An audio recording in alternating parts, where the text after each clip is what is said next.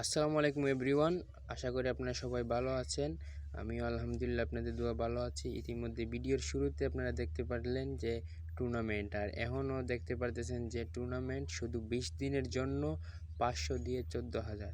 তো আপনারা যারা যারা অন্য গ্রুপে লসে ছিলেন, তো সবার কথা চিন্তা করে আমি নিজে একটা রিস্ক নিয়ে নিলাম 20 দিনে 500 দিয়ে 14,000।